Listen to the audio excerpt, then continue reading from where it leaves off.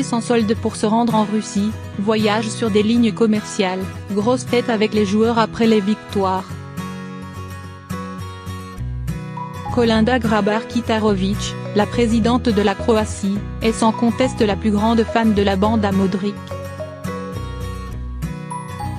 C'est une supportrice pas tout à fait comme les autres que l'on peut apercevoir dans les gradins des stades russes. Kolinda Grabar-Kitarović, la présidente de la Croatie, met tout en œuvre pour ne pas rater une miette des performances de son équipe dans cette Coupe du Monde.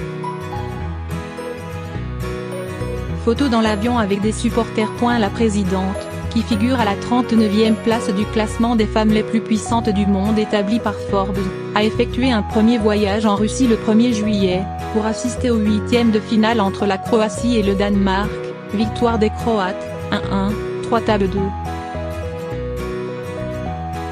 Pour ce faire, elle a pris un congé sans solde, puis payé un billet d'avion sur une ligne commerciale.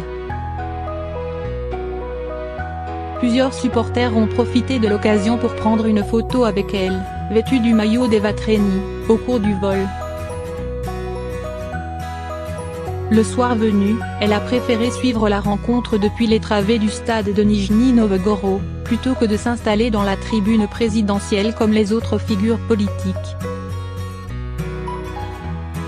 Puis une fois la victoire acquise par Modric et ses coéquipiers, au terme d'une séance de tir au but haletante, Kolinda Grabar-Kitarović s'est rendue dans les vestiaires pour enlacer l'entraîneur et les joueurs. Danse de la joie dans les vestiaires. Bisser petit A pour le quart de finale.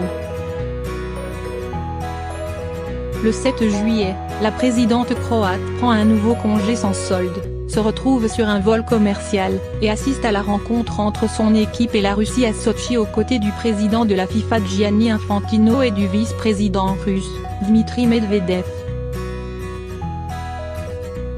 Remplissant à la perfection son rôle de fan invétérée, elle ne cache pas sa grande joie lors des buts inscrits par la Croatie, et à la fin des tirs au but, qui qualifie son équipe aux dépens du pays hôte, 2-2, 4-3. Elle rejoint une nouvelle fois les vestiaires, et laisse éclater sa joie. Sur des vidéos postées sur les réseaux sociaux, on la voit chanter et danser avec les joueurs et le staff. Reste à savoir si la présidente croate se rendra au stade Loujniki de Moscou ce mercredi soir pour apporter son soutien à son équipe face à l'Angleterre, en demi-finale de la compétition.